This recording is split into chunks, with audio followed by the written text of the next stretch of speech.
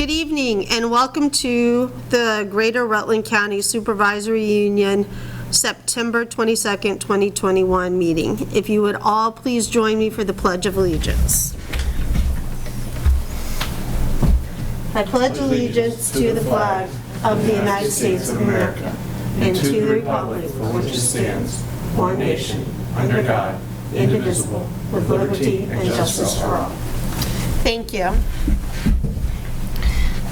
The first order of business is the approval of the agenda, and I do have some additions I'd like to add under 2A, 3 leave requests. I move to approve the agenda. Under 2A, she says. Why doesn't 2A? That is the additions. Oh, yeah, the leave, yeah. Right, probably. So we'll put them under, actually, we'll make them 5D. Is that okay? Under personnel, leave requests. Eric made a motion. Okay, motion by Eric, I'll second second by Mike. it. With the adjustments. I wanted to add something else really quick. Sure. Just really quickly, the VSBA regional meeting in November. I just wanted to bring up just the resolutions Okay. for that meeting. If we can just talk You about want to that do in that new under business. new business? Yeah. Okay. So VSBA resolutions, we'll make that B.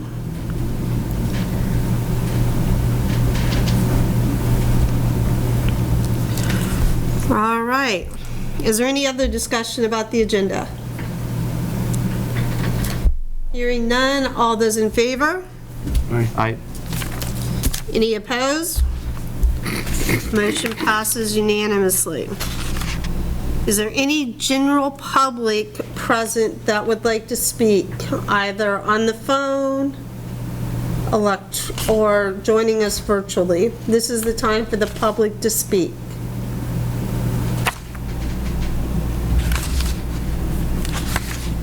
Okay, I don't see any hands raised, and we have no public here with us, so we will move on to the consent agenda. The minutes of August 25th, 2021. A motion would be in order for approval. I'll make the motion for approval. Motion by Tina, second. a second. Second by Eric. Is there any discussion? Hearing none, all those in favor? I Any opposed? Motion passes unanimously. Warrants. You received the warrants through your Grcsu email. Any questions should be directed to Lewis. A motion would be in order for the approval of the warrants. I'll make the motion to approve the warrants. Motion by Lynette, second. Second. Seconded by Seth. Any discussion? Hearing none, all those in favor? I Any opposed? Motion passes unanimously. Superintendents Report. Thanks, Lisa. I know most of you have heard this before in our local district meeting, but I will just kind of review some key points. As I said before, Lisa and I had an opportunity over the first week of school to actually stop in schools. It has been great to see the majority of the kids back in school, see the staff back in. I know that we're still dealing with COVID, but I said it still has a different feel this year, and I think it's great to see the kids engaged in great learning activities and staff doing some great things. So it just we hope that would continue. But I just want to say thank you to the staff and to the administration for a good start to the school year, because it has been tough in some patches, but they've done a phenomenal job of getting us through to this point. So I just want to say thank you to everybody, as well as thank you to the parents for their patience. I wanted to just briefly touch upon the NWEA MAPS testing. One of our goals that we had set for the admin team this year was around the area of growth. We look at the MAPS testing, which stands for the Measurement of Academic Progress. It is an assessment that is given 3 times over the course of the year. There's a fall assessment, which provides with baseline data. At least I'm stealing your stuff, I No, you're apologize. good. It provides some baseline data, then there's a winter or mid-year assessment, and then there's an end-of-the-year assessment. While we do, obviously we look at, we don't place a lot of importance on test scores or this, that, we understand it is a snapshot. The MAP assessments are important for us, particularly this year, as we look at where our kids are at. I know there's been a lot of concern amongst family members, staff about COVID loss. You hear that being thrown out a lot, but the baseline data will provide us with opportunity to really address where our students are doing well, some areas of weakness, and we can kind of, individual teachers, departments, schools can really start to better personalize plans to meet the needs of our students. The mid-year will obviously give us an idea halfway through about where we're at, and then at the end of the year we can actually look to see how much growth we've taken, and then we can adjust accordingly. This is also important for our recovery plan. So if you have any questions about the MAP assessment, I'm sure you've all seen information coming out from your local principals and from your classroom teachers. But if you have any questions, obviously reach out to Lisa or reach out to your building administrators or your child's teachers. Around COVID, I just want to give a couple updates on COVID. I want to give a Grcsu COVID update. This is as of 6:07 p.m. here on September 22nd. We currently have we've had 19 COVID cases within our Grcsu school communities since the start of the school year, and that's across all schools.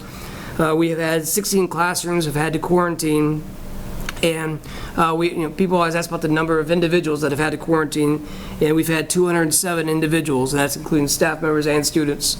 And I know that I was asked by a parent, why so high? Well, we have 207 individuals who have COVID. No, that's not what that means. The 207 people that had to quarantine are a result of contact tracing. So if an individual tests positive, say second grade class, that second grade class has to go out on quarantine. We are aware of the problems, the issues that quarantines place upon families, particularly with young kids around childcare and daycare. We try to do everything we can to assist you, but at this point there really is not much we can do. We are mandated that when a child tests positive or an individual tests positive, we have to go through contact tracing. We have to place individuals within that quarantine for a set period of time. There has been some questions that I fielded from parents regarding the Department of Health has a snapshot or a dashboard that's updated every Tuesday, and some parents have said that, well, the data that's up there is incorrect, and some parents have asked, well, are the schools withholding information? In fact, a parent asked if schools are withholding information so that Governor Scott would not declare a state of emergency. There's not a plan in place for that. I want to explain the process in terms of what happens. So when we receive notice, whether it be from the Department of Health, which this year we have not, but we, typically parents are very good about informing us that they have a positive result, we begin the process. And the process is obviously working with, Lisa, with the building administrators, our school nurses. We go through the contact tracing, which is beginning to be a more streamlined process this year than it was last year. I think unfortunately, we have the process down pat. Once we have identified who our close contacts are, who the positive individuals are, we then create what's called a line list. And this line list then is submitted to the Department of Health.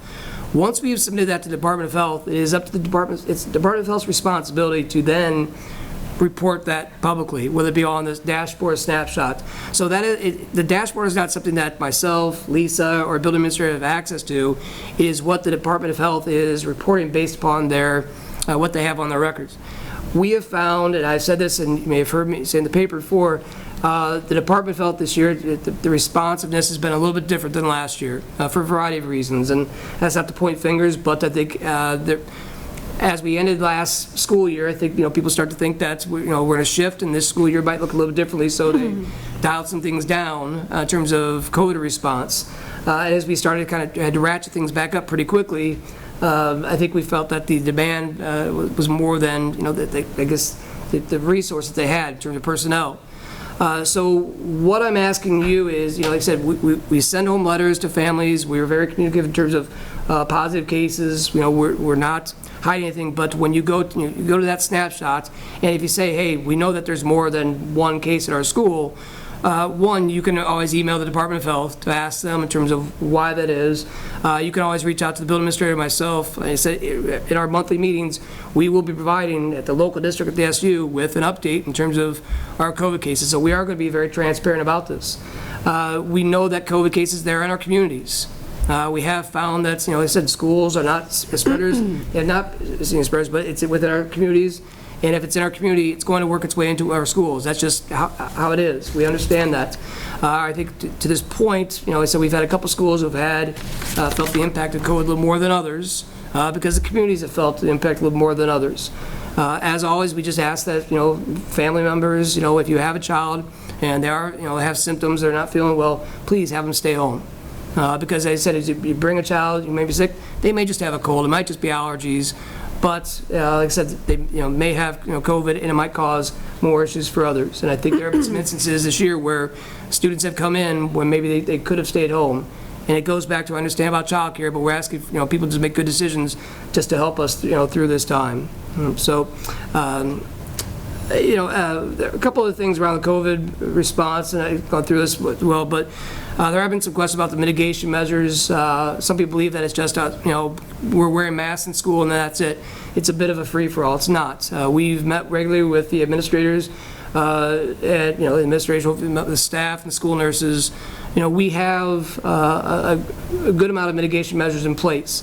It's not as extensive as it was last year, but in looking at what the Department of Health, the CDC, as well as the American Association of Pediatrics has recommended, we are meeting those requirements. The only thing that we have yet to meet is that surveillance testing, but that is in the process right now, and we have to hopefully have that out by October 6th, I think is our first test date right now, so you should have more information around that. So when we look at the mitigation measures, we are asking classroom teachers, within reason, with the physical distancing, when it's possible, in cafeterias. I know that a lot of people have been upset about, the recess and outdoors, but some of these same parents who are upset about recess or outdoors are also the same, parents who have no problem with their kids playing soccer or football, en masse. So there is a bit of a mixed message in terms of after-school activities or during recess. We are asking, schools to make good decisions, to do the best they can, to keep our kids safe, and I think all of our students are. If you have a question about the mitigation measure or safety of the building, please reach out to the school nurse or your building administrator. I know a lot of us like social media, but I think social media can also create problems for a lot of us, where there are some false truths or people like to spin a certain agenda one way or another. But I think it's just important for us just to, if you have a question, you have a concern, come right to the source. We'll be more than happy to meet with you, discuss that, and I said within reason. There have been a lot of families who have asked, can we go back to hybrid? I've said this before, I've said this last month, we are not going back to hybrid. The hybrid model will not be in place for the SU or district-wide. That's just the reality. We're moving past that. And people are upset about that, I understand. But we're navigating quarantine as best we can. And the last point I will say is about the quarantine. Everybody should have received this. We look at quarantines a little bit differently. So I'll talk about the elementary school students first. So the grades, the elementary kids, those that are being unvaccinated, if a class has to, quarantine, it's a whole class, let's say a whole second grade class, we are looking at what is called a learning from home model. So if the whole class will be the teacher will provide learning from home, which is that a synchronous instruction at that time for the first part of quarantine. Where the issues have been coming, where we're getting a lot of people who are upset, is that on day 7, when individuals who can have a negative test can come back, we have had some families who have been able to get their kids back on day 8 or day 9 or day 10, while others have not had an opportunity to. I'm fully aware that there are issues with testing availability. We've voiced that concern to Secretary French. He's well aware. He's was at the Department of Health. They're doing their best to try to expand those openings. Understand that there is a dire need in some communities for more testing slots so we can get these kids back into school. But during that time when there was that blend of in-person and in-person learning, students in quarantine, what we felt, as opposed to a prescribed SU-wide approach, we looked at, we have a great group of teachers in our SU who understand the needs, the complexity of the situation, understand their students, and how best to navigate these situations. There are a million different hypotheticals that will happen during those times when you have some students in person and some students back at home still quarantined. So we felt that by asking the teachers to to design appropriate learning experiences for those students was best. It's the same thing we ask our teachers to do the other 180 days, is to design high-quality learning experiences for their students. They're the ones who know your kids best, and so we felt that that was what we needed to do in this situation as well. And teachers overwhelmingly agreed with this. They supported this idea of having this opportunity. I know that some parents were dissatisfied with this. Some parents had asked, can't we just keep all the kids in remote? No, we prioritize in person. If a child is eligible or able to come back to school, then we're not going to hold a kid back. Last year, during a state of emergency, we looked at more of classroom or school-based models where we could shift to a remote. This year, we don't have that. So if a student is able to come back, that student will be allowed to come back in and be educated. We understand that might be an inconvenience to families that still have to quarantine. But we're not going to, prioritize the convenience of families over the education of students. If you have a question about the quality of, what the students are receiving as they're at home in quarantine, contact your classroom teacher, contact your building principal, for feedback and work with them. But that's something which it's important to know. In the high school setting, the 7 through 12 setting, where all of our students are vaccine eligible, it will be dealt with a little bit differently. If a student or a group has to go to quarantine, then those students will be treated as they would in a normal year. If they're out sick, there will be just this, they'll be able to learn from home, but it'll be done through a packet. There will be no synchronous, no remote learning for those students until they can return back from quarantine. Like I said, is this perfect? No. Will there be issues? Sure. But I think as we work through this with your classroom teachers, your building administrators, we will continue problem solve and go through different iterations of this. But like I said, there's not going to be a model that's going to satisfy everyone's demands. I've been dealing with a lot of angry phone calls from parents across the spectrum. People saying get the masks off. People saying we need to put more measures on. People, like I said, it's that type of situation. So we are trying to do what's best for the kids. And we thank you for your patience and your understanding. I also, like I said, parents have been very vocal in their emails, and I appreciate the feedback. But I also ask that as you parents send feedback, remember your classroom teachers, remember your building administrators are human beings as well. All right, and I think I've seen some of the emails that parents have sent. I've been a little bit embarrassed by it, by the frankness, the tone, the tenor that parents feel that they could talk to their child's classroom educator or building administrator about. And what I ask is that the same level of professionalism that you expect from a classroom teacher or administrator, that you would provide them the same courtesy. You'll find that it goes a long way. By sitting there, being demeaning or belittling, it's not going to help your situation any. So as we're trying to work through this situation, all I ask is just the fact that we continue to take the high road and work together on this. I'm going to shift away from COVID real quick, just do some highlights. I just want to congratulate, as I said it on Monday at the Quarry Valley meeting, we had an individual last year who was recognized as a UVM Outstanding Teacher of the Year. We received notice early this fall that this individual had been recognized as a semifinalist, which is the top 7 in the state of Vermont for Vermont Teacher of the Year. This individual is Courtney Elliott from Proctor Elementary. And I just want to congratulate Courtney on being a semifinalist. We will learn probably in the next week or two whether or not she was a finalist or his name is Vermont Teacher of the Year. But as I said on Monday, we are a little biased. We think that she is, whether they recognize her or not. She's done a fantastic job. I think one of the things that I've seen about Courtney is she truly puts students first. She's, it's selfless. She does what's best for kids at all times. It's thankless. Like I said, it's phenomenal what she does in the classroom, and I think it's something which is a model for all of us and a lot of our teachers to aspire. And I think we can continue to look at that. That's as we look at exemplary individuals within our buildings that we recognize Courtney. I just want to say congratulations. In addition to Courtney, we did have 2, this year we did recognize 2 UVM Outstanding Teachers of the Year.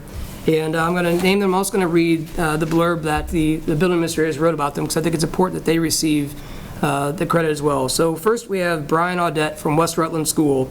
And Principal Slinker wrote, Brian has been a middle school math teacher at West Rutland School for the past 19 years. Brian also facilitates learning in his classroom with a combination of best practices, humor, and real-world experiences. He is active in the West Rutland community, attending just about every athletic, civic, and music events on his own time. Brian builds a relationship with his students and colleagues and is respected by all in the West Rutland school community. We can think of no greater honor to bestow to Brian than the UVM Teacher of the Year.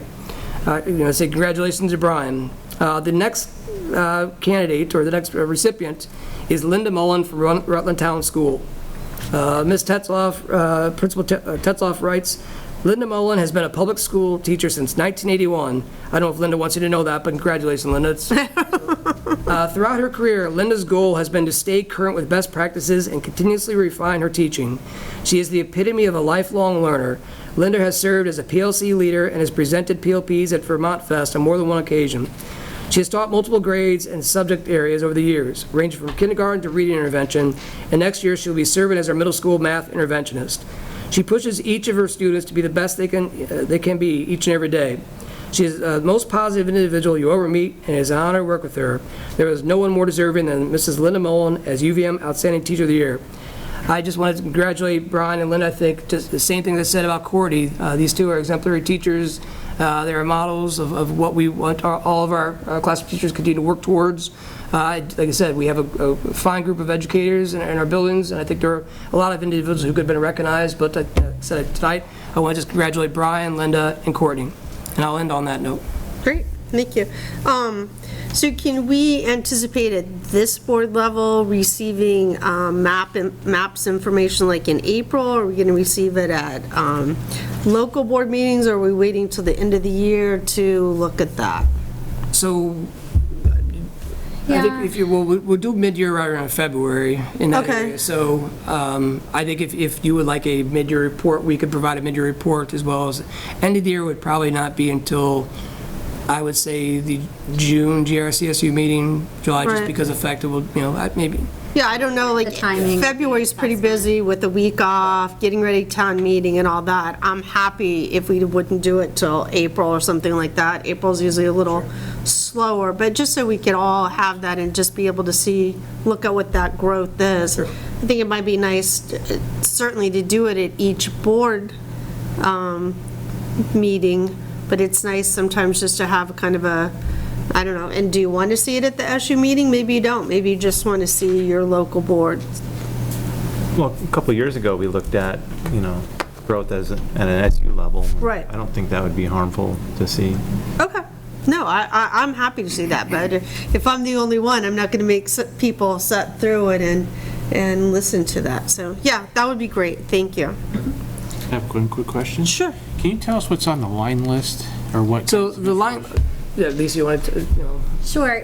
It's very similar to the one that we produced last year, but we list all of the individuals we list the individual who has tested positive and all of the individuals who are close contacts of that individual. The primary function of the list is to provide the Department of Health with those individuals' contact information, because in theory, the Department of Health may reach out to individuals for additional conversation around contact tracing.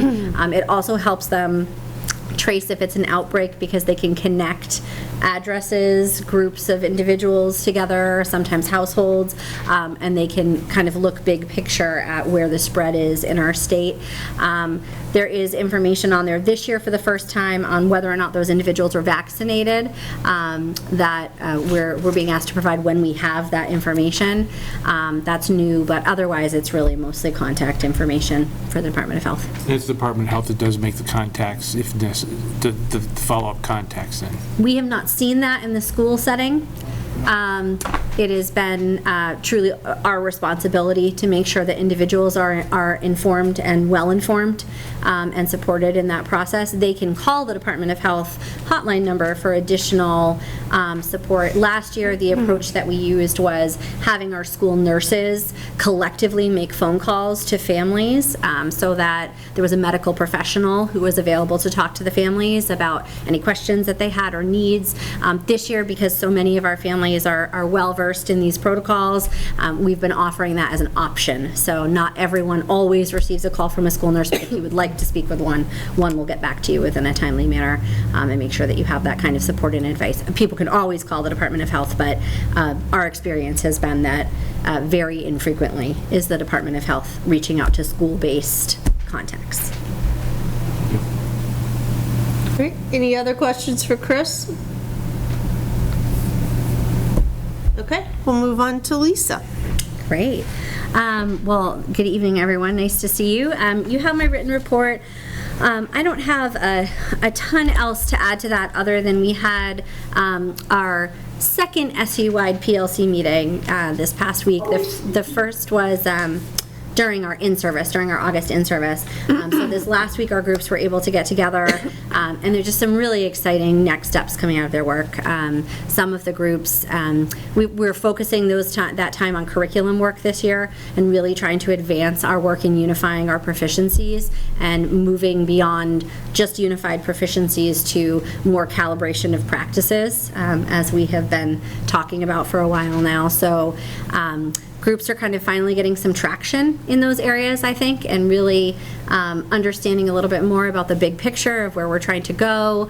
We had administrators and coaches support facilitation of some groups that had historically struggled to make some progress or were at places where they were kind of stuck and didn't really know where to go next in that curriculum work. And I think that was a big help, but the teachers, some of the groups have come up with some really phenomenal systems and processes for making sure that they're aligned and they're starting to really row together across schools at each grade level. So exciting work going on, just the beginning of it, but I hope that we'll have some pieces to share as we get further into the year in that work.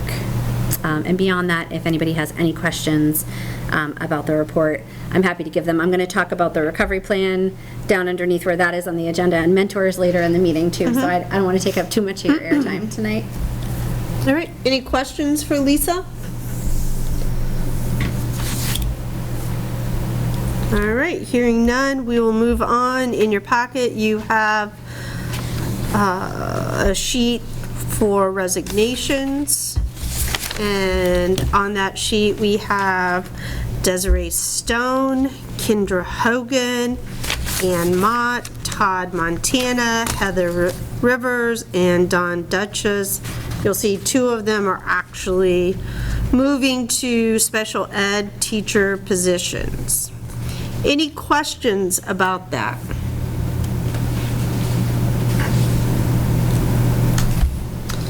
Hearing none, a motion would be in order to accept the resignations as presented. I'll make the motion. Motion by Mike, second. Second. Seconded by Eric. Any discussion? Hearing none, all those in favor? Oh. Aye. Oh. Aye. Any opposed? Motion passes unanimously. The next page, you'll see you have contract recommendations.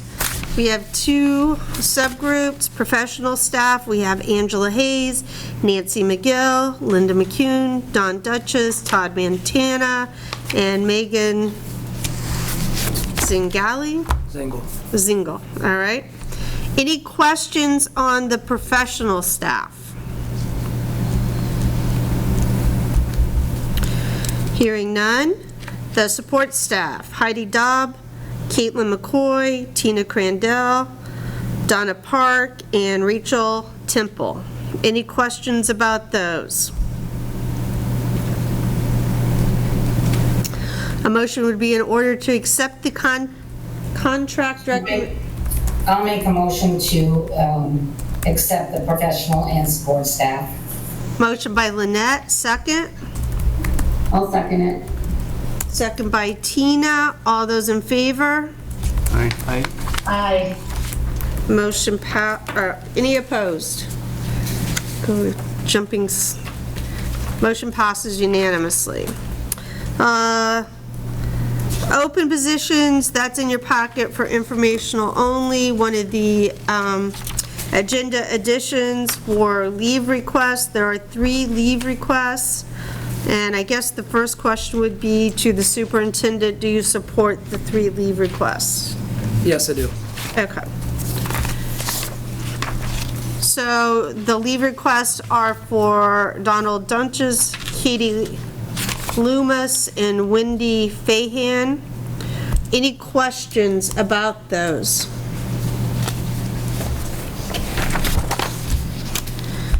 Hearing none, a motion would be in order to support or to approve the leave requests as presented.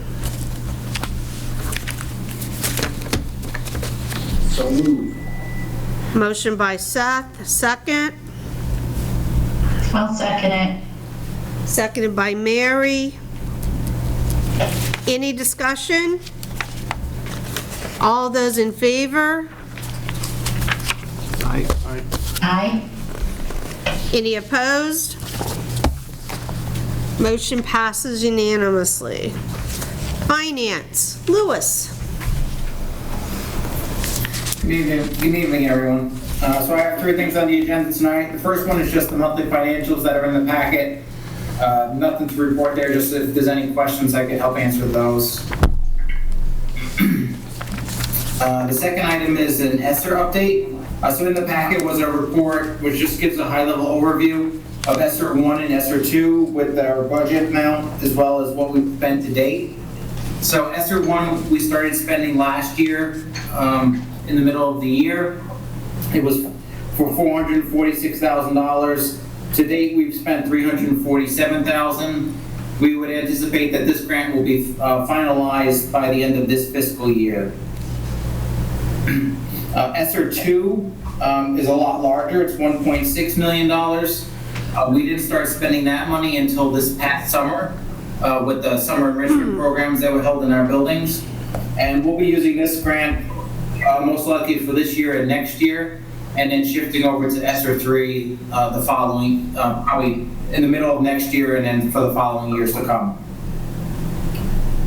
Any questions on those reports and those expenditures? So where it shows that we've expended more than the ESSER budget, that differential came from the general? Am I reading that incorrectly? It looks like instructional staff, the budget was 53, and the actual expenses were 5750. Oh, instruction staff training totals, yeah. So these are the subtotals by line, and we are able to overspend our lines by up to 35%. Okay. So if the overspend is going to be larger than that, or if it's going to be significant, then we'll do an amendment to the grant. But if it's just a minor overspend, we'll just leave it and we'll just subtract it from another area that we're going to underspend. Okay, great, thank you. I have a question. For the ESSER 1 funds, you said finalized by the end of the year. Does that mean that the rest of that amount will be spent by the end of the year? That's correct. So we have approximately $100,000 left to spend, but of that, 46,000 of it, or I'm sorry, 44,000 of it is the indirects, which we did not take last year just because we were in a positive position in each of our districts. So we'll take that, and that reduces the amount to spend by about 60. And we do have outstanding purchase orders for a majority of that. We just have not paid for it. Okay. And for ESSER 2, how long do we have to use that?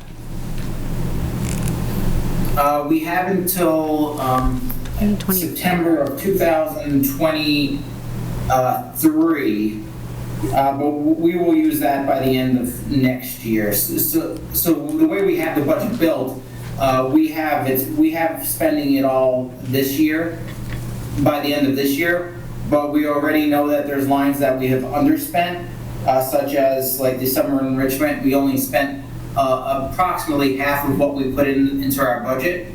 So we know we'll have some carryover, and so we'll redirect those funds to either next summer or other initiatives that are decided by the administration and the board. So I would anticipate by the beginning of next year, sometime in the fall, we'll be looking to finalize ESSER 2. Great, thank you. Any other questions for Louis about the ESSER handout? All right, thank you. Okay, so the next topic is FY23 budget. So I'm going to just walk you through the budget timeline for both the SU and for our districts. So looking at the SU first, tonight, being the September meeting, we would start the budget discussions at the SU and talk about the budget timeline. We would talk about budget parameters, priorities for the coming year and what we want the budget to look like. Anything that we want to add, remove, things that we want to discuss that we should be included in the budget. During the month of October, I'll be meeting with with the central office administrators to develop the first draft of the budget, and we'll present that first draft at the October SU board meeting. At that time, we'll be looking for direction from the SU board on items that need to be changed, edited, whether the increases are good or whether they need to change. We have a short turnaround time for the SU budget. We would be looking to make any changes that are discussed at the October board meeting. We're making those in November and bringing back a second draft to the SU board at the November board meeting, at which time we would be looking for the board to approve the SU budget. And the reason why that's important is because after that's approved, we shift our attention to the district budgets. And we want to have, since the assessments are a significant piece of the local budgets, we want to make sure that we have finalized numbers at the SU for both special ed and general ed, so that we can use those figures in the district budgets. And if those numbers are still changing at the SU level, then we can't really firm up our district budgets.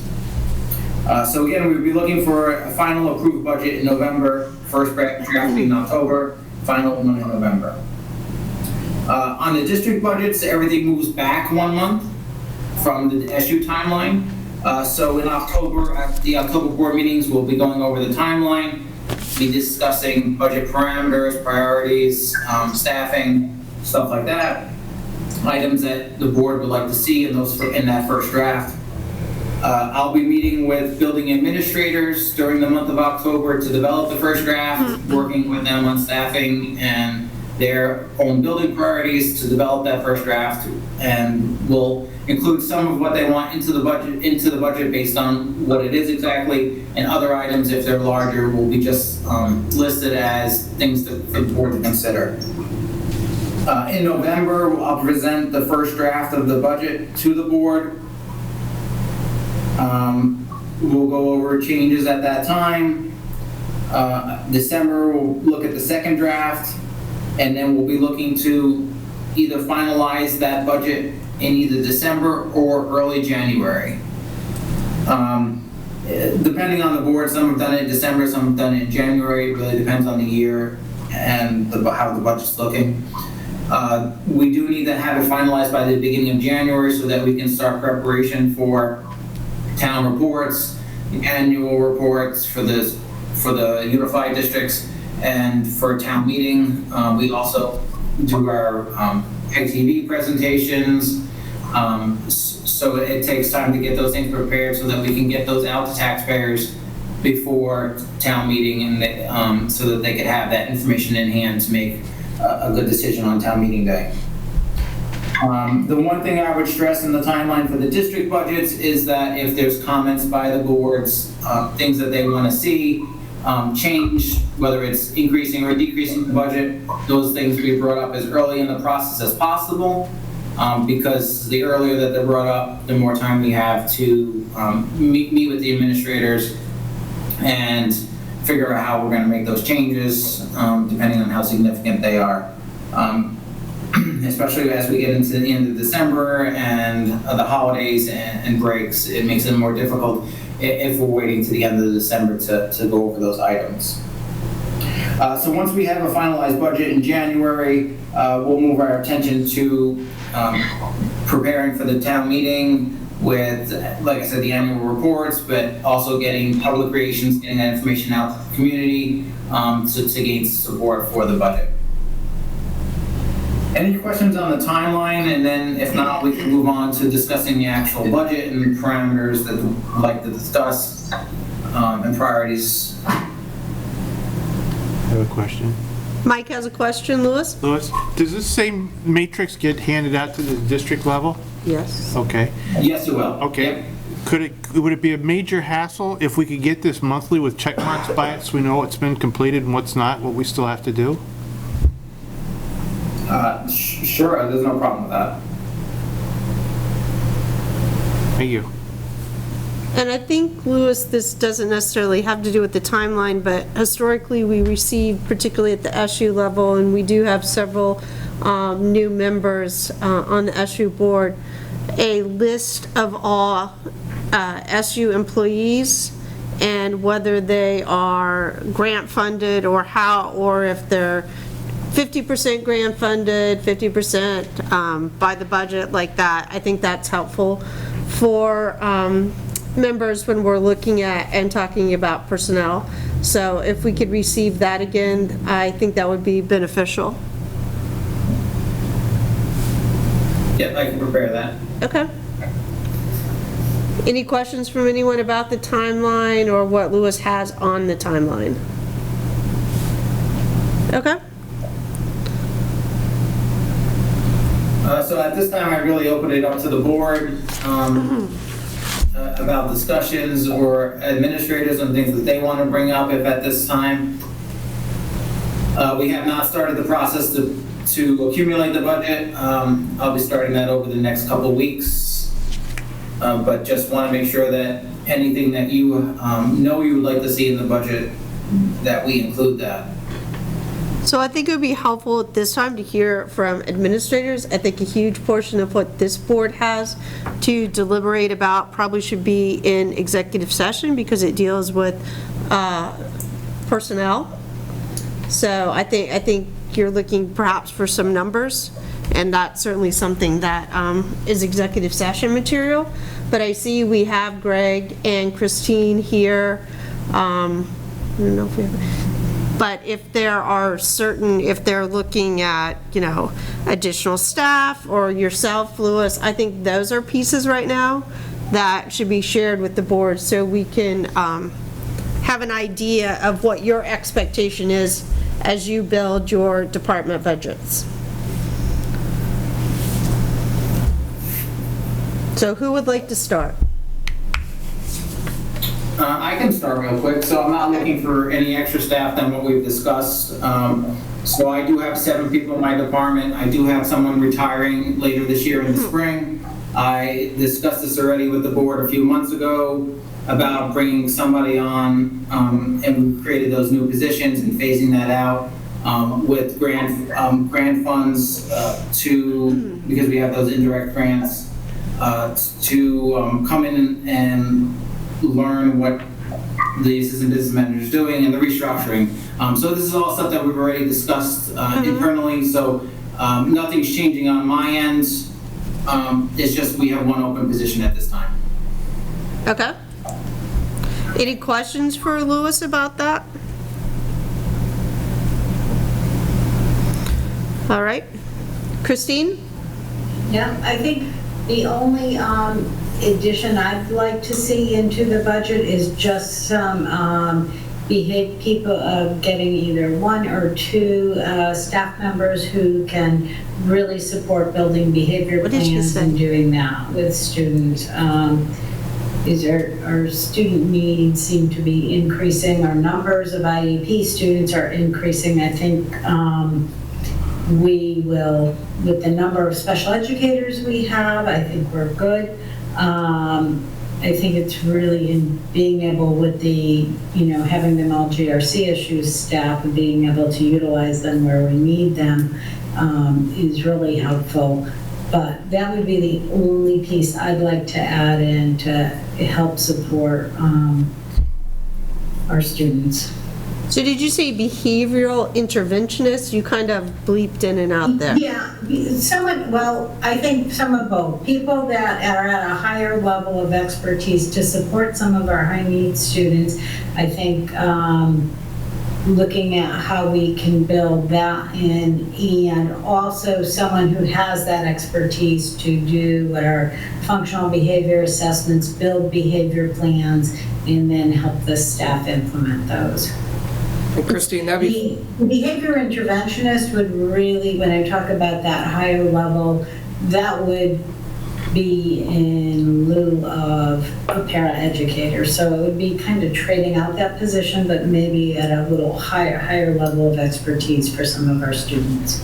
And Christine, that would be following the model that other districts have done as well. Yeah, And as well as keep us absolutely. competitive so we weren't losing staff members. So what is that number? It seems like we're talking about a lot. Is that 3 people? Is that 1 person in every building? I have to look, Lisa, at the actual students and the numbers where that would be a benefit to. Again, trading, it would be shifting out other staff. So those numbers wouldn't be really a staffing number. It would be a change in position where there might be a different change in an hourly rate. The other position of someone who can do the FBAs and the behavior plans, ideally, I think, to really serve the SU well would be 2. Okay. And, I'm sorry, did anyone have questions for Christine? Yeah, I had a question. So you said 2 per building, and with these? No, that would be 2 for the SU. 2 for across the SU. Okay. And so I take this would be a full-time position? Yes. Okay. The other thing I'll add in just quickly is, so this will be a major change to special ed starting in FY23 with Act 173 taking place. We don't have a lot of the details. We're still waiting from them from the state. So hopefully we'll have more to report next month. But the whole model is changing from a reimbursement model to a block grant model. And that'll change at least our revenue piece for FY23. But we should, at that time, start the discussions for future years on how that's going to affect our operations and how we're building the budget.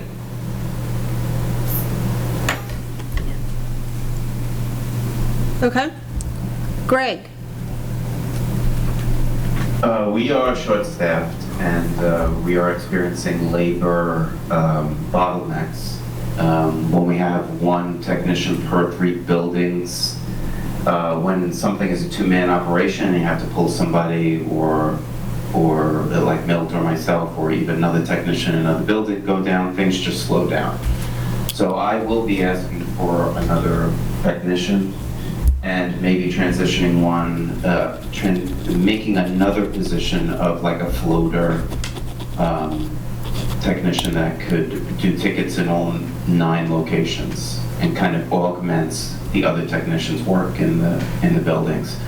That's my general plan right now. I don't think I need any specialists. With Al transitioning to report generation and the coaches really in a very functional place tech instruction-wise, I think infrastructure-wise, we're in a good position because I've chosen a lot of low-labor devices, a lot of Chromebooks, which are less maintenance than Windows machines or Apple devices, and that's helped.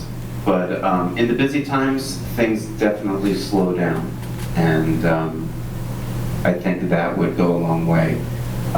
Thankfully, ESSER 2, the Emergency Connectivity Funds grant, to which we got $100,000 of Chromebooks and laptops out of that, we're going to be flush with machines. So, and these are really good machines too. So in a way, it's been very good to us. Even though we've maintained these numbers of devices through the local budgets, now They're being federally supported, at least through the crisis here. So that's really helped the local budgets as well. So I want to capitalize on that and get the coaches out there and get them some devices and money to do interesting things in the building. Now we can do some discretionary spending with some of the local budgets, or, as Lewis would like, not touch them. It's good to have a conservative around. But yeah, that's about it. And how many employees are currently in your department, Greg? 6. Okay. Including Shannon, Milt, Neil, William, Vinny, and myself. Okay. And Chris? I think I'll discuss it in executive session. Okay. Okay. Yep, that sounds fun. So I guess, well, hearing this, board's input, questions, suggestions, directions to Lewis, it's difficult to have a lot of direction, I think, right now without having that executive session conversation, but anyone have anything they'd like to share with Lewis?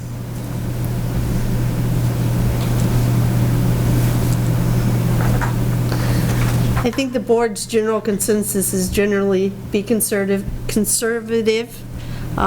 think about the best way we can serve our students, and, you know, come back with reasonable first draft budgets. And it sounds like, listening to you, that that's what you have in mind. I think it's difficult at this phase with newer, some newer board members to really give a great deal of direction, but Lynette, anything? Tina? Seth? Okay. I know that's not exactly what you're looking for, Lewis, but Meredith? I guess probably executive session is where I'm thinking Okay. to share. Yeah, all right, that's what I thought. All right. Okay. Okay, that's fine. So as usual, we'll just put together the best budget we can and we'll go from there.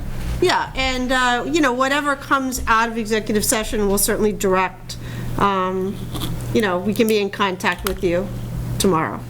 All right? Thank you. All right, thank you.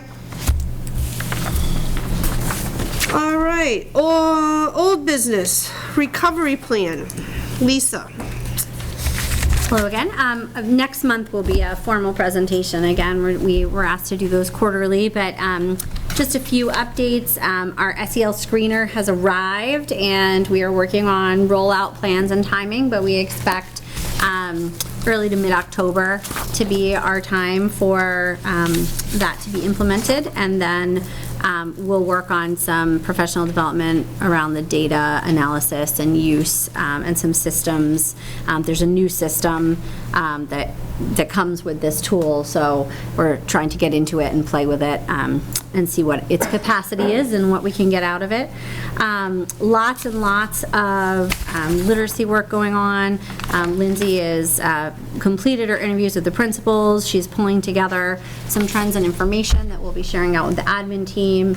She's moved on to the interventionists and materials inventory, and partnering and collaborating with the Partnerships for Literacy and Learning, who have been working with the Proctor schools to align the work that we're doing in those areas.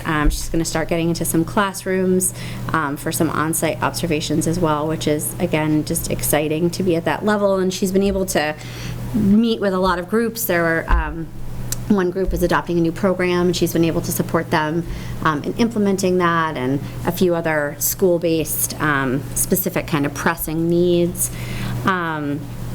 We have all of our intervention and assessment systems up and running, rostered, ready to go for the year. Al has been leading the charge in that and making sure that schools have access to the data that they need. We're also transitioning from our Alpine assessment warehouse system to EduClimber, because the Alpine system is sunsetting. The company is no longer offering the product, and they've replaced it with EduClimber, which was a similar cost point for us, but has much more robust features in terms of how you can get at the data, how you can see the data. It's easier to run reports. You don't have to understand kind of programming as much as you did with Alpine. It's really tailored to MTSS, multi-tiered systems of support for students, and helping you get the data that you need to make decisions as schools about what students need based on where they are. So Al and Milt and Greg have been working really primarily to get the tech setup done for that. And then Al will be doing the professional development rollout plan for looping that up and getting that going. All of our recovery plan task forces have started meeting again now that the school year is back underway and are moving through implementation. So what they're doing is they're taking our goals from the recovery plan and they're actively monitoring them. They've got an implementation plan draft that they're trying to finalize and refine, and then every time that they meet, they're monitoring progress and next steps toward accomplishing the objectives in that plan. And then we have an overarching recovery team that oversees those 3 task forces and has a monthly meeting or more if needed to make sure that we're supporting those groups and problem solving for them. So lots and lots of activities underway. I talked already about the PLC piece in my earlier report, but that's also part of this work, being really clear on what we want students to know and how we're going to make sure that they do. And I think that's we're also working on again, more consistency around data collection for student attendance and participation. We had talked before about students who had either chosen remote or homeschool or had kind of disengaged during the pandemic from the public school setting. We have a large number of students who've now returned, and so we're just trying to make sure that they're really connected and rooted in our communities, but we're also trying to make sure that we have a good handle on the data for where we're at and kids that we may expect to come back even more in the future, and that we know where they are, and that we're using common procedures internally to track, when students are on quarantine, when they're present. It creates kind of attendance nightmares, honestly, to keep track of all this information. So, because it's new, right? This is not a typical attendance scenario for a public school setting. So we're trying to make sure that we're consistent across our schools so that the data that we have on student attendance is also consistent, and we can use that to make decisions, plans, set up interventions, those kind of pieces. So not as glamorous as some of the other pieces, but super important because if kids aren't in school, they can't learn. So another focus area of our work. But any other questions about the recovery plan, I'm happy to have. Do we know the number of students across the SU when we came back into the school that did not come back with us? How many students are still out? Yeah, I don't offhand, but we can. Okay, I'd be interested in that number across the SU just to see what that looked like. Yeah. I have a question, Lisa. Do we know how many homeschool families are affiliated with the schools? I don't currently have a copy of the list, but we are provided with one. So again, I don't know off the top of my head, but Interested could to know how come many back. families and then how many individuals there are, how many students that would be. Yep. We can bring some of that. Yeah, if you could put that in your report for next month, that would be great, just as a update. Yep. All right. And if that's up or down from maybe past years, or Yeah, if that there's a would be trend? interesting to know. There's a trend, maybe? Yeah. Questions from the other board members?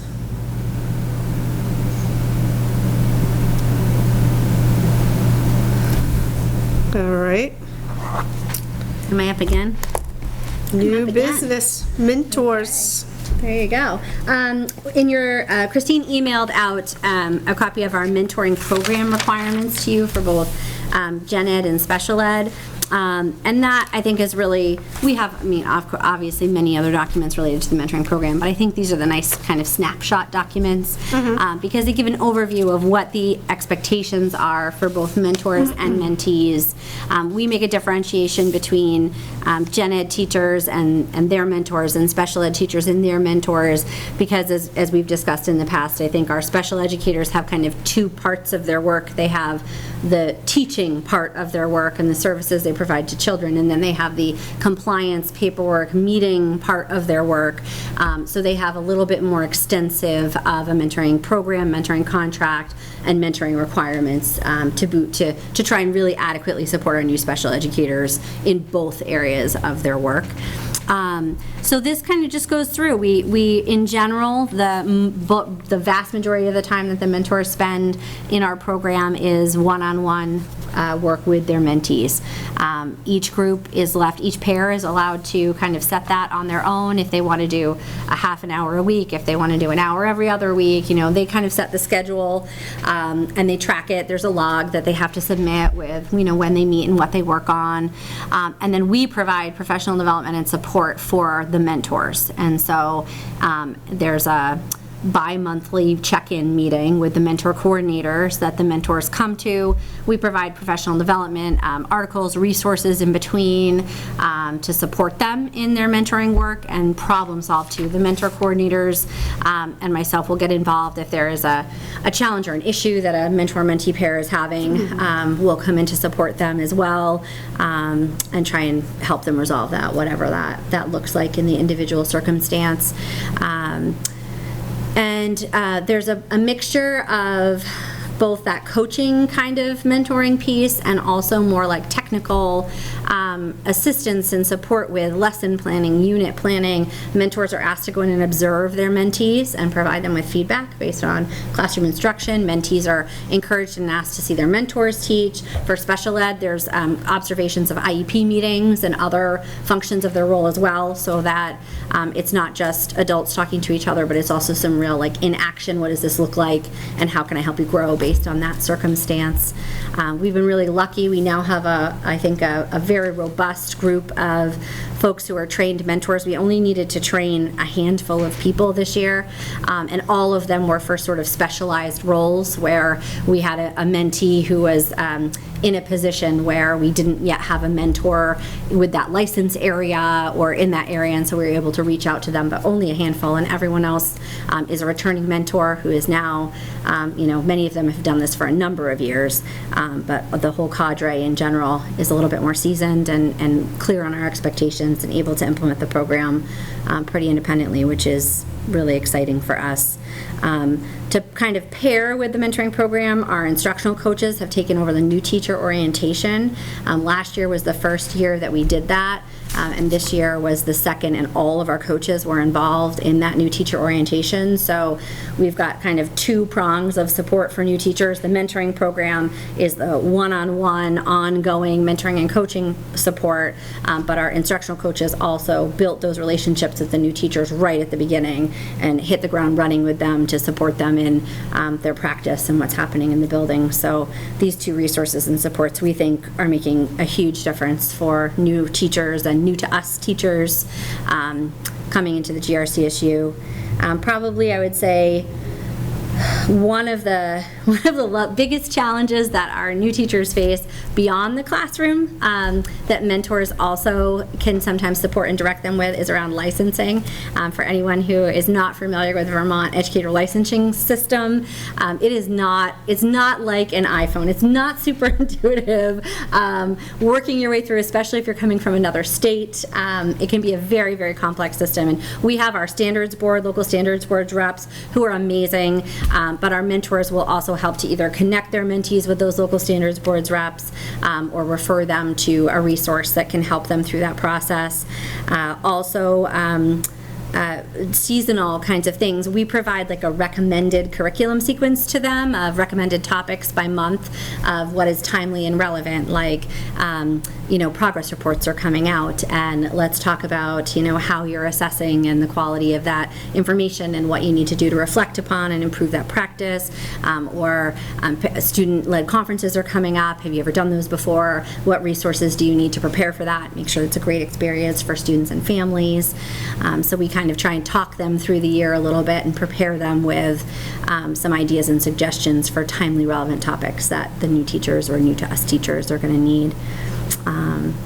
And I've gone on a lot. I love this program, so I'll stop there. And if anybody has questions, I'm happy to. So do I. Go ahead. Address them, yeah. We can start, just go around the table.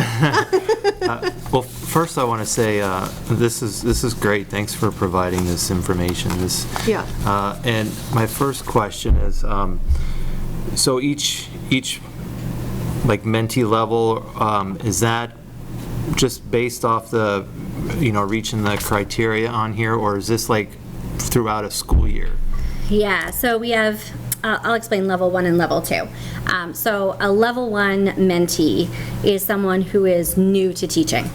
Usually it is their first year in the classroom, or if it is not their first year in the classroom, they've had like a major career change and gone from one part of education to a completely different part of education, like preschool to 11th grade history, where like everything they need is completely different, and not completely, but mostly different in terms of the work that they're going to be doing.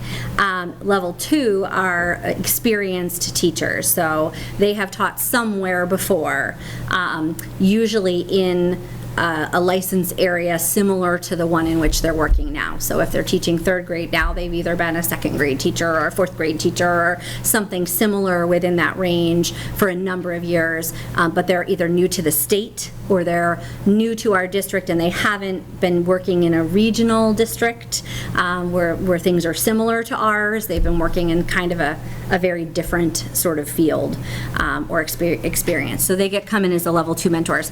If a teacher needs a provisional license, then they must go through a full 2-year mentoring program. Recommended practice is 2 years in any case, but if they have a provisional, the requirements are a little bit higher for us in terms of providing the mentoring program. We have to identify that mentor on the provisional license to the state. If it is a specific license area, like this year we had, I think, 2 individuals who had a sort of a Covet exception provisional license, then their mentors actually have even higher levels of requirement for what they have to do now for the state and for our program to satisfy their mentoring program. But level 1 and level 2 in general, you're going to see pretty much everybody there.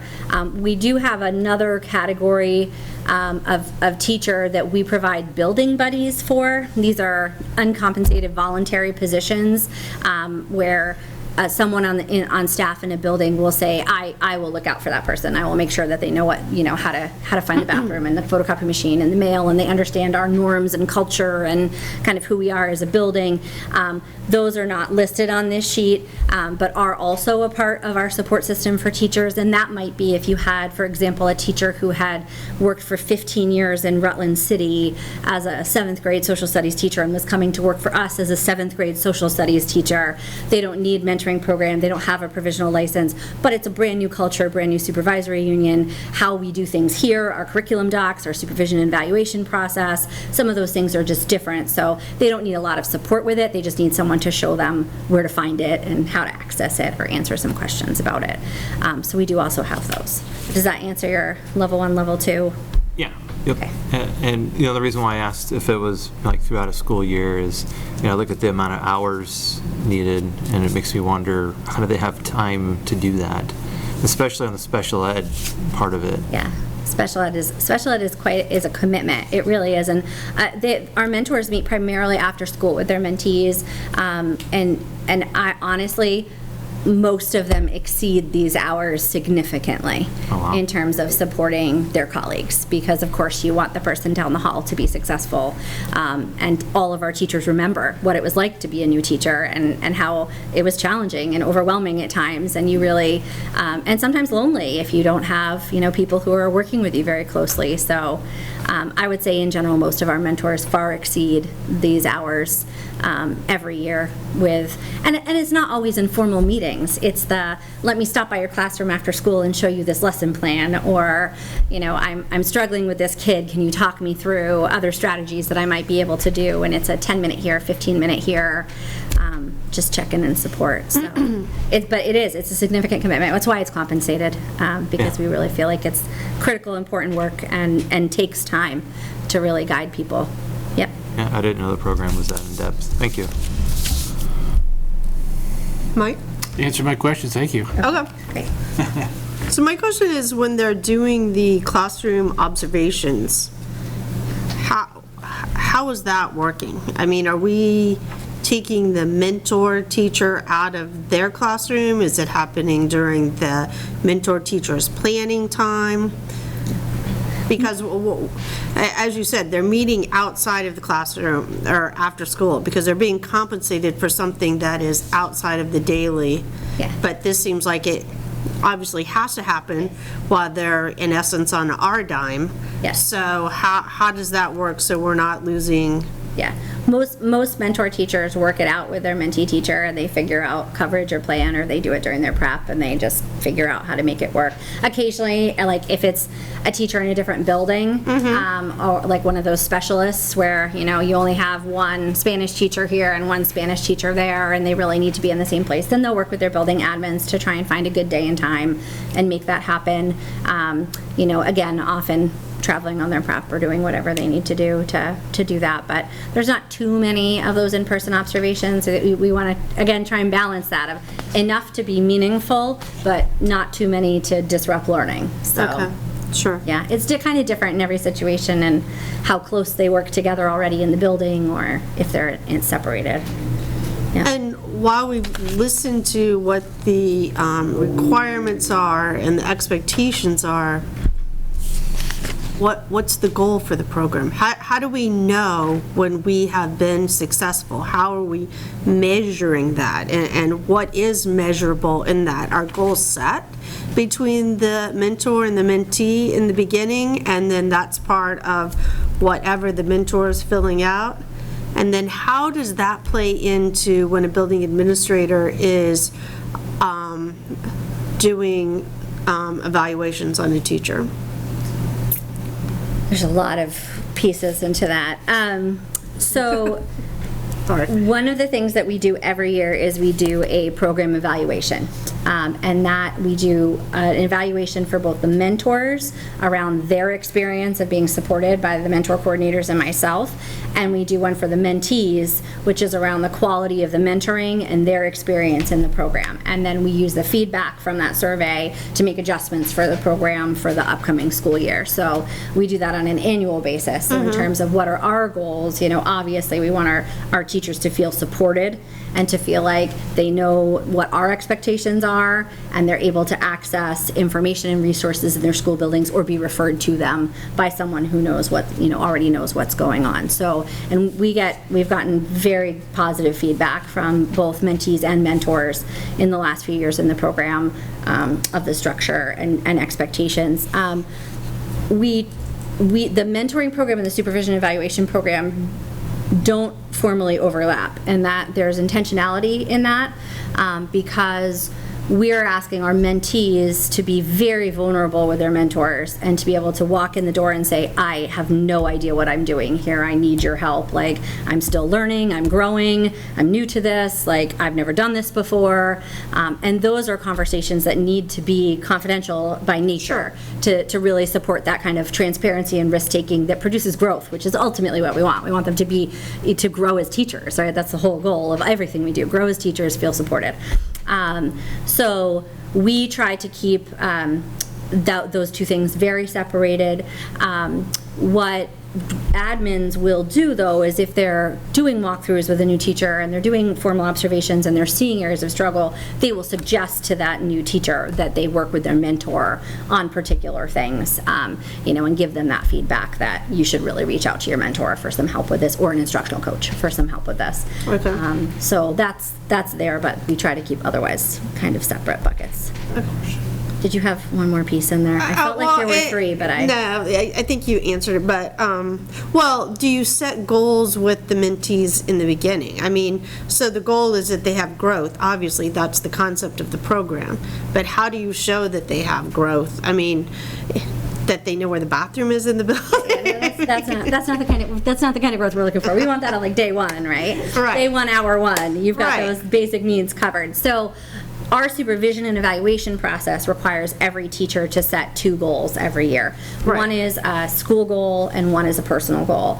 And the mentors work with their mentees on those goals, both on Okay. setting them, and what we do is we use the 5D plus rubric for evaluating teachers, and we recommend that people self-assess on the rubric. So mentors and mentees will go through it together, and they'll say, which of the standards do you feel like I'm pretty good at this already, I know what I'm doing, and then which of the standards do you feel like I need some more help and have a growth area here.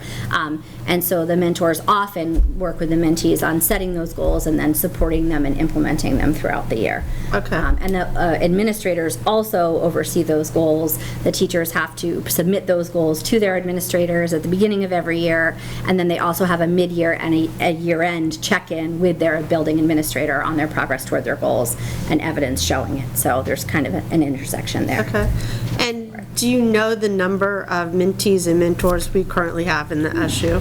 And is that higher or lower than last year? It is lower than last year, I know, and I can look it up for you in 1 second while Mike asks me his question.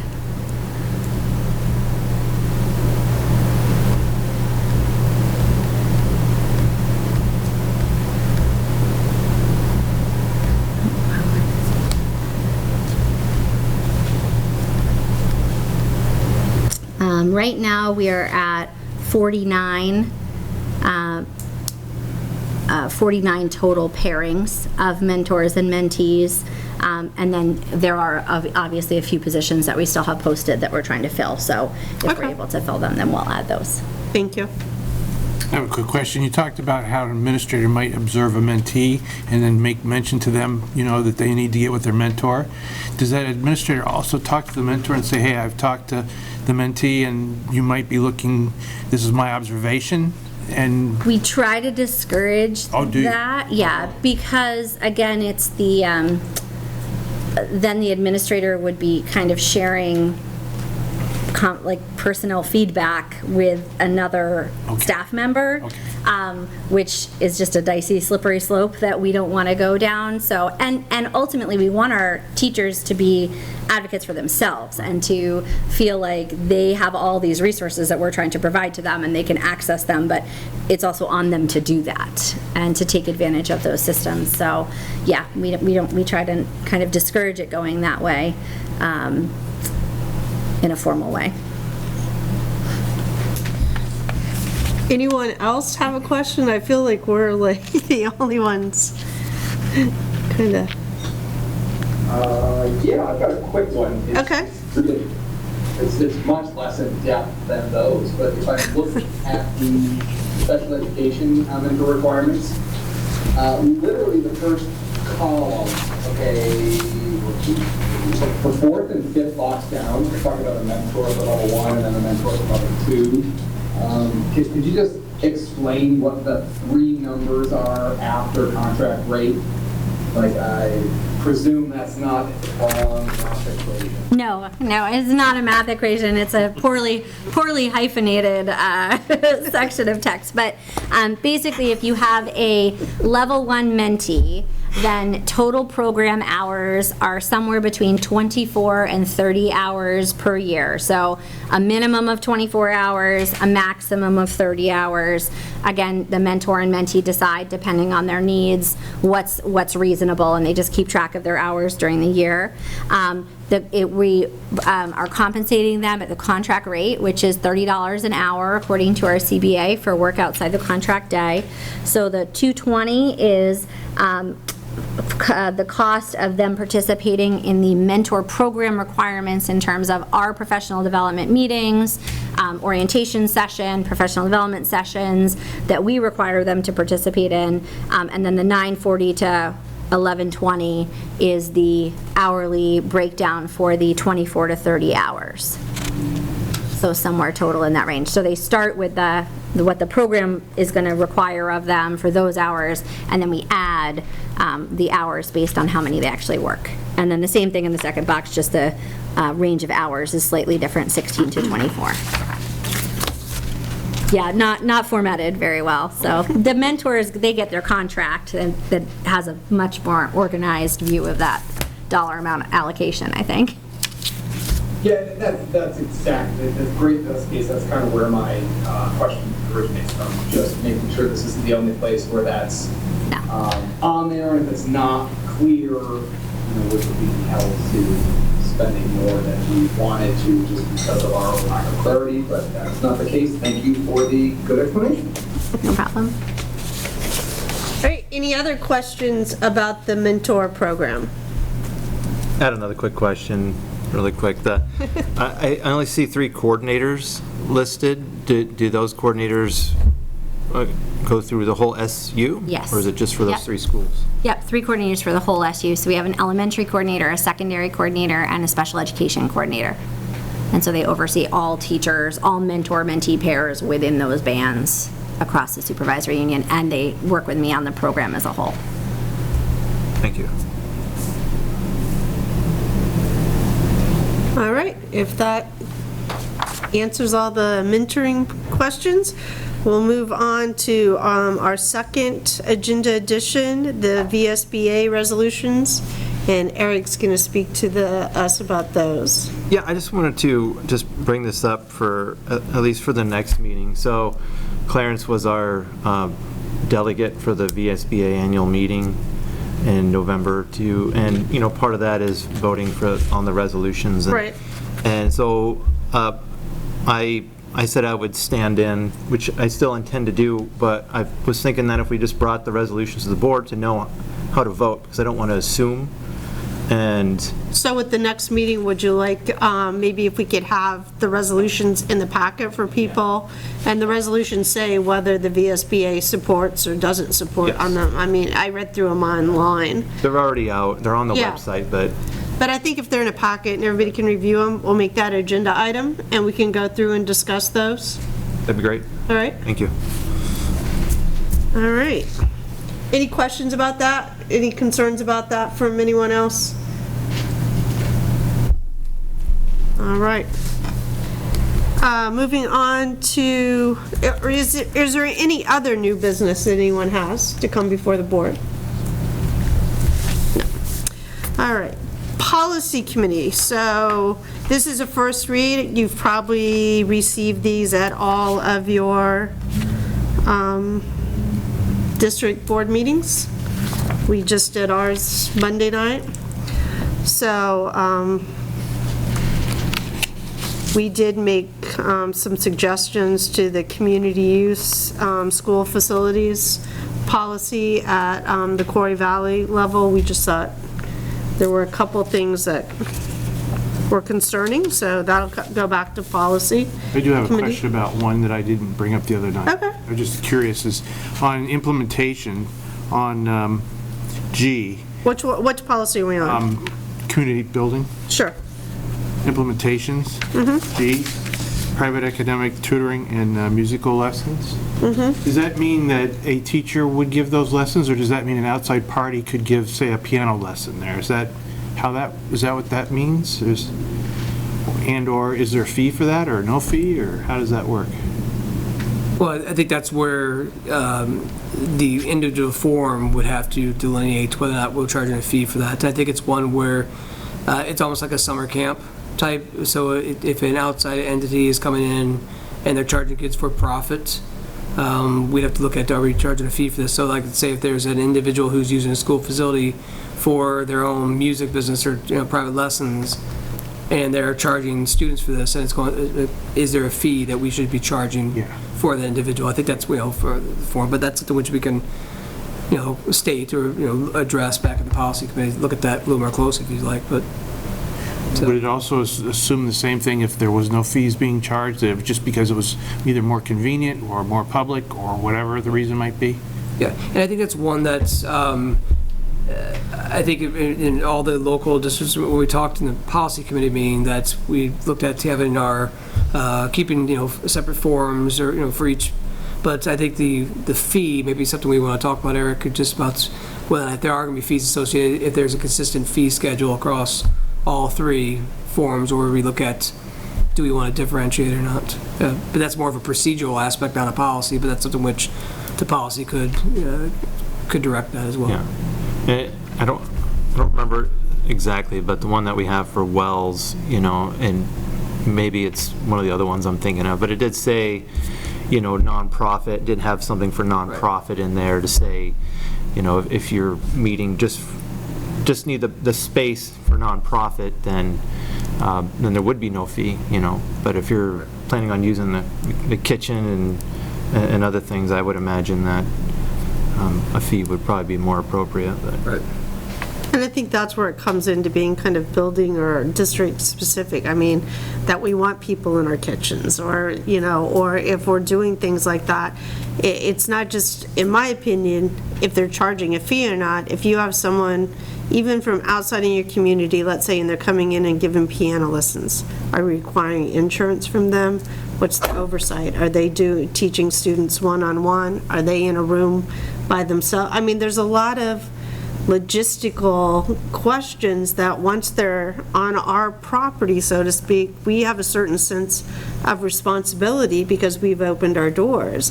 And for me, the insurance part is really the biggest component. I think we've gotten really lax about that across some of our buildings, and allowing, not allowing, but I know we want our buildings open and we want our communities to feel welcome, but we also have an obligation to be responsible, you know, towards the community also, in allowing groups and to come into your building and have, you know, whatever it is, music lessons, meetings, gymnastics.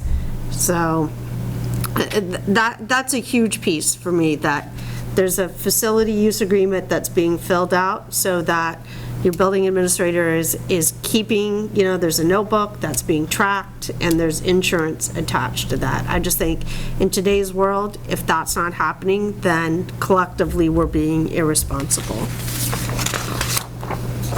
I know in the past that I belonged to the Historical Society, we used the West Rutland gym, and we were required to pay a fee for the janitor to be there because it was an all-day. There was no charge for the people to come in. It was really a demonstration, historical demonstration type of thing, but there was no fees involved as far as what we charged, but we did pay for the time that a janitor was there, those kinds of things. For me, I just think we have to be very careful about I don't know, that these are not school-endorsed activities, and the way to delineate that they're not school-endorsed is that a facility use agreement has been filled out and insurance has been provided. So, I mean, having our doors open to the public in the community, I think is spectacular, but I also think that if they want to be in our buildings and be using them, that these are the pieces that if you want to go other places and have that space, these are things that are required. If you want to use a space, I'm sure within any of your towns, at least within our town, and it's not a town-endorsed activity, you're required to fill out a facility use agreement, and you're required to attach insurance to that prior to having that approval. Now, the exception historically has been within the schools if you're providing something that to more than 50% of the students. So like if you are having a soccer camp and you're not charging and 50% of the students are your kids, then there has been, you know, no fee or anything like that, because then it's, we were supporting it. So I don't know. Lynette, your thoughts at your building? No, you've pretty much covered it. Our building, usually it's the gymnasium, and our schedule is so busy with the students that there really isn't a lot of time or people that come in and are asked to use it. I know in the past, depending if they charge for participation, I think there is a fee for janitors or lighting. Yeah. Because you have to have someone go up and lock it up, close it up. But we don't have much of it. But again, insurance is a huge thing. You don't want somebody to get hurt. You're not making anything on it, and now you're sued. Yeah. Yeah, I think, you know, part of the big piece is that document that facility use, you know. Yeah. And I know from the Wellsprings perspective, and I know Middletown hosts, the community will host events there at the Middletown Springs Elementary School, and then even Wells as well, including our annual meetings, our town meetings, are at the school. Yeah. You know, so, but our next policy meeting is on the 4th.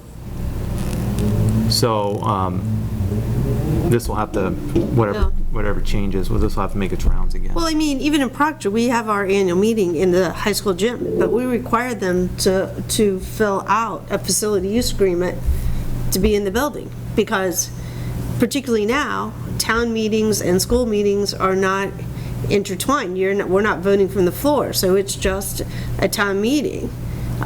So that's a requirement. I mean, it may seem like, you know, I don't know, maybe it seems petty or, you know, picky, but I think that particularly like Corey Valley, we have a much larger obligation, because it's not just our individual communities now. We have multiple schools that we have to be, have that level of, you know, across all of them. Meredith? Yeah, it was, you know, we have a community pie for breakfast library fundraiser that draws quite a lot of people, as well as a craft fair. And I don't know how either of those would be dealing with insurance. I guess maybe town insurance for the library, but this will be challenging for our community. Well, I don't think it is, because if you particularly even with the town, you know, VLCT has a program called Tulip. So if you have a town library and they're having a function at your school, they can take out insurance for one day for the library for that event to be at the school. Yeah. And it's a pretty small amount, so I don't think it is. And I just know, like in our community, those are things we're required to do, and I think it's responsible, because people are so happy. I mean, that's just the reality. How does that work for a non-entity, like a group of community members organizing a craft fair? You can still, They actually donate proceeds from booths to the school. Well, that's a decision of your board then, if you're going to endorse that activity. I'm not suggesting how. And I'm not trying to say, I'm just trying to figure it out. Yeah, I mean, I think the difference is, like, if they come and that's their, you're having a craft fair, the craft fair is giving you a percentage back to your school, then you have to decide, is that something as a board or as a school that you're endorsing that activity? I mean, that's the local board decision. So, but even, for example, we have recreational facilities in our town, and maybe someone wants to have a birthday party there.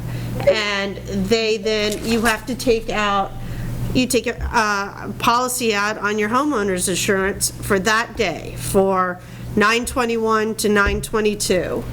And that's how you have use of that facility. You submit that. So, I mean, I don't think it's unusual. Even churches today are requiring that you do that. So, that's just something that I think we should do, and we discussed it in Quarry Valley, and I mean, we didn't have pushback on it. I think it's something that needs to be incorporated. So we'll see how policy committee deals with that when they bring it back to us for the second read. So, I mean, it is true. It used to be somebody wanted to come in and you be in the school. We were just like, sure, we're going to unlock the door at 6 o'clock. When you're done, lock the door when you're gone. And the world has changed, and we have to have somebody there. And if we're paying to have someone there, a janitor or someone after hours, then that is your responsibility, because you're having an event there to be responsible for that. So I don't think that's, unusual. It's the way we operated our library. If you have Girl Scouts in your building or something like that, they provide insurance to you for meeting in your facility without even asking. That's just something they bring you right away, so. What about something like Girls on the Run? Well, Girls on the Run is at our school, is a school endorsed activity. It isn't part of the school program. I think It's she, as separate as Yes, Girl it's- Scouts. It is at our school. It's trained by, I've been a Girls on the Run direct, whatever you call us, coach. Yeah, but it's like it's a club that we offer through our elementary school. I'm just surprised you treat it differently than Girl Scouts. Girls on the Run? Yeah. Oh. It's run by an outside organization. It isn't run by. Well, I mean, that's certainly something to discuss. And that's, I mean, that's certainly a viable, I mean, thus far, it's kind of been like a club at the elementary school, and that's the way it's been run. In So, fact, they probably do have their own insurance programs. yeah.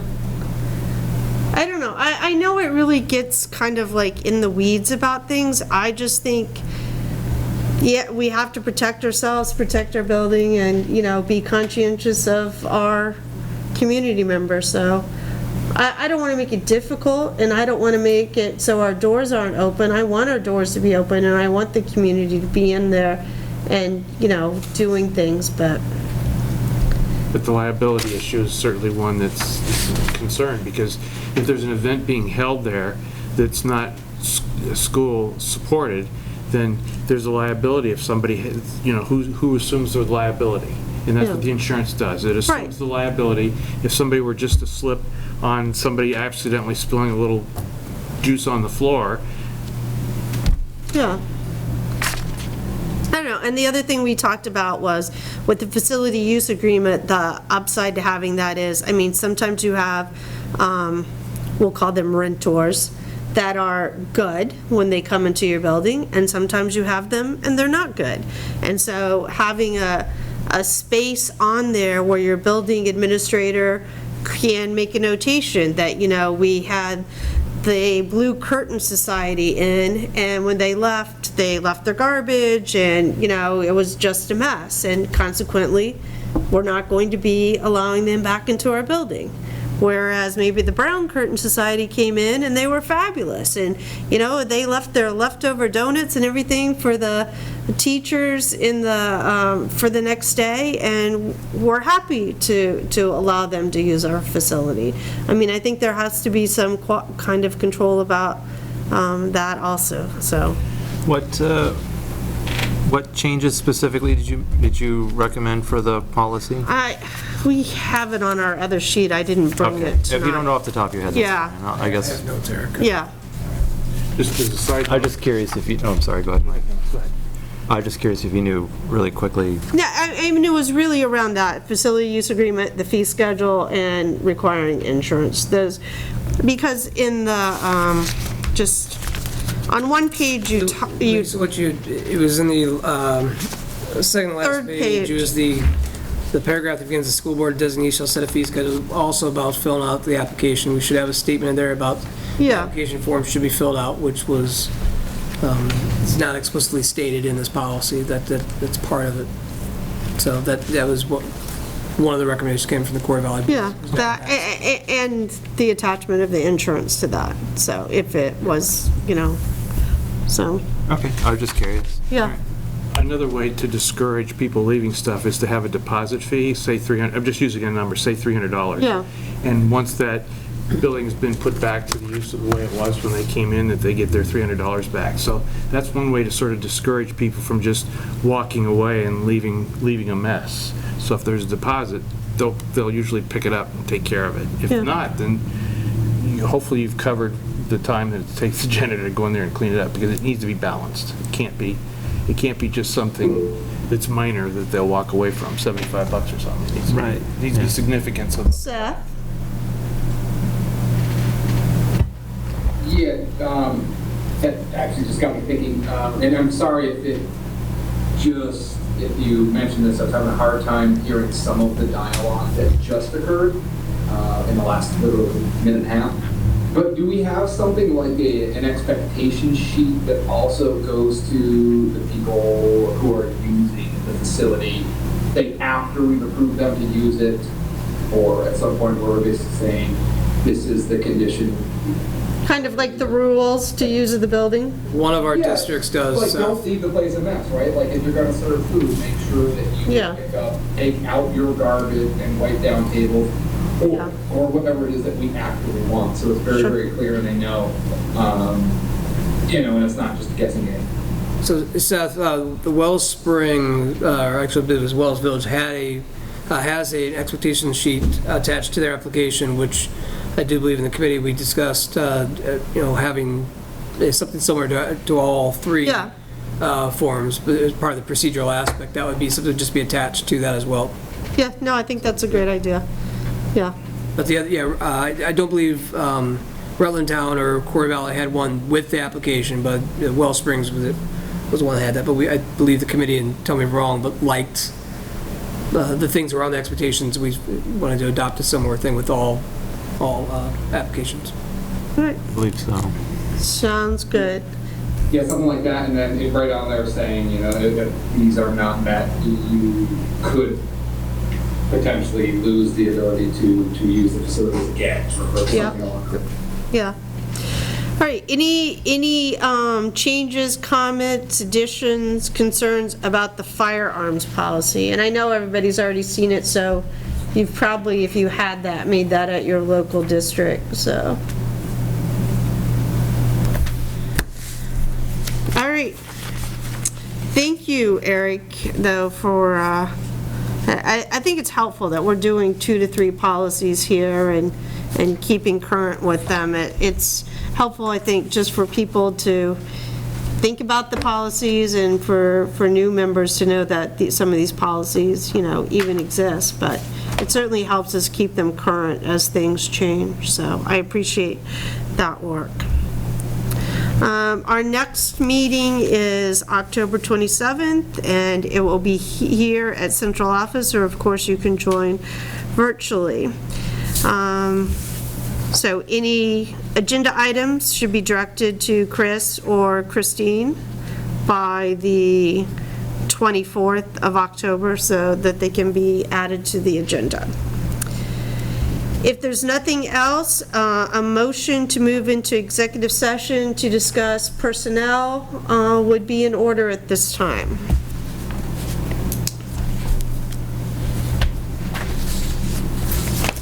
I'll make the motion to go into executive session for personnel. Second? Second? Second. All those in favor? Aye. Any opposed? We're going to see we're going into executive session, let's say at 7:52, so we can allow PEG TV the opportunity to clean up here and everyone can grab a drink and have a bathroom break.